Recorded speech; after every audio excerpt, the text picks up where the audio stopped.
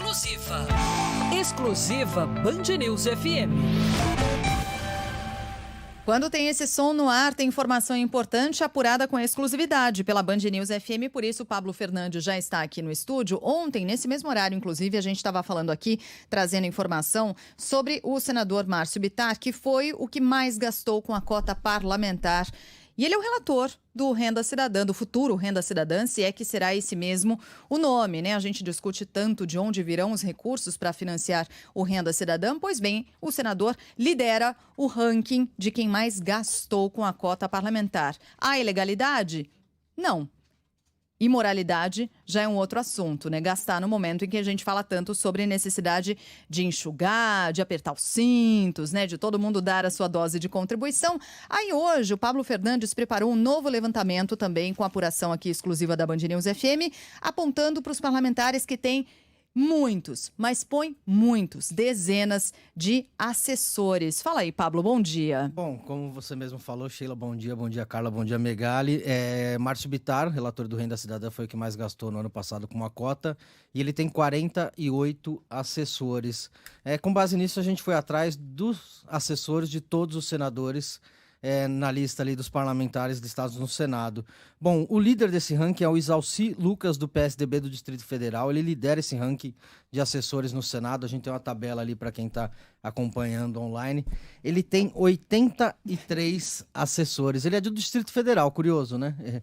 Ele tem 2 escritórios de apoio político e esses 83 assessores custam R$583 mil por mês. Gente, o que essa gente faz? 83 pessoas. 83 assessores. Amor, um joguinho de society tem o quê? 7 de cada lado? 14 pessoas. Então, se você multiplicar por 5, vai dar um pouquinho menos que isso. Dá para você fazer quase 6 times. Você faz um campeonato de times de futebol usando só os assessores desse senador. São 59 assessores no gabinete e 24 em escritórios de apoio. Qual o limite? Isso são os dados do próprio Senado. Se eu quiser ter 200 assessores, eu posso? Não há limite para assessores no Senado.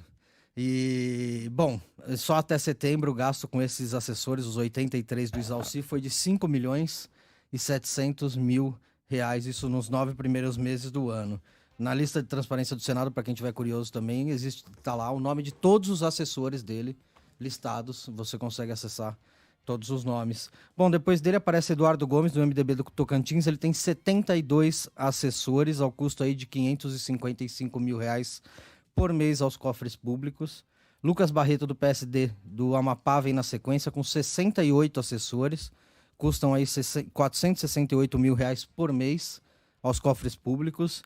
E o senador com menos assessores é o Regufe, do Podemos do Distrito Federal, que tem 8 assessores, então 10 vezes menos aí que Isalci Lucas, também do Distrito Federal. Uhum. Então aí você tem 2 parlamentares do Distrito Federal, um com 83 e o 8 com apenas 8 assessores. Esses auxiliares do Regufe custam R$75 mil por mês. Entre todos os assessores, o gasto com assessores, né, com auxiliares no Senado é de R$30 milhões por mês. Isso desde o início do ano chega a R$270 milhões.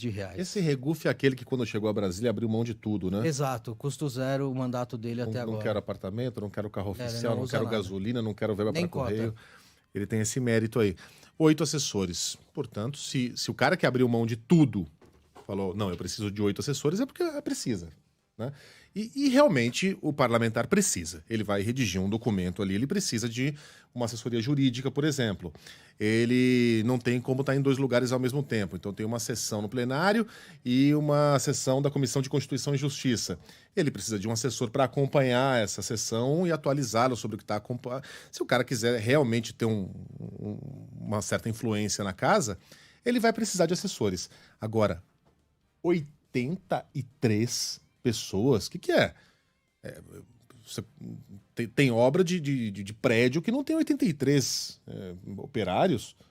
Para que alguém precisa de tanto funcionário assim, Pablo? Um pega carta, o outro lambe o selo, o outro cola, porque eles têm a cota de correio, né? De envio de correspondência também. Lembrando que eles têm aí a cota para a contratação de assessorias e consultorias que eles também utilizam.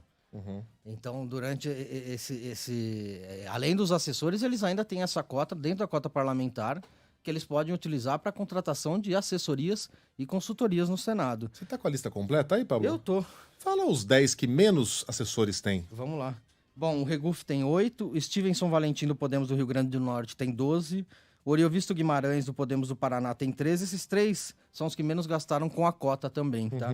Nesse ano. O Eduardo Girão também do Podemos do Ceará, 14, Lazia Martins do Podemos do Rio Grande do Sul, 16, Carlos Fávaro do PSD do Mato Grosso, 17, Tasso Gereissati do PSDB do Ceará, 18, Fábio Contarato da Rede do Espírito Santo, 20, Simone Tebet do MDB do Mato Grosso do Sul com 21, Dario Berger do MDB de Santa Catarina com 22 assessores. São os que menos têm assessores, então. Menos tem assessores. Assim como ontem a gente falou sobre aqueles que menos gastaram com a cota parlamentar também, né?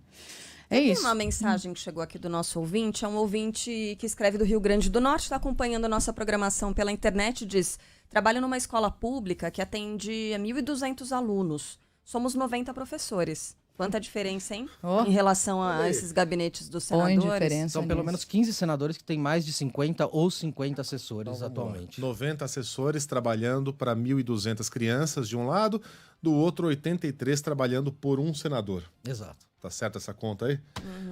Mas como diz a Sheila, como disse a Sheila, não é como diz a Sheila, parece que, né?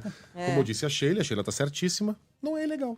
É. A gente deixa. A gente Mas é uma permite. realidade paralela, né? É. Uma realidade paralela que a gente não vê acontecer em nenhum outro lugar, a não ser na elite do funcionalismo público. Eu não posso deixar de falar disso. Cadê Quando a a gente reforma fala... administrativa? Quando você fala de desembargadores, né, dessa galera que tem penduricalho, que tem ajuda de todo tipo, que tem benefício de toda sorte, né? Esses sim, esses estão nessa mesma realidade paralela em que estão esses parlamentares também. Aliás, é importante, Pablo, reforçar, porque tem reportagem de hoje, enquanto isso, integrantes da cúpula do Ministério da Economia acumulam cargos em estatais, inflando os próprios contra-cheques com esses chamados jetons. Remuneração é paga para quem participa de reuniões de conselhos de empresas públicas e muitas vezes fazendo com que os salários extrapolem o teto constitucional. São pelo menos 330 servidores que recebem os jetons na economia.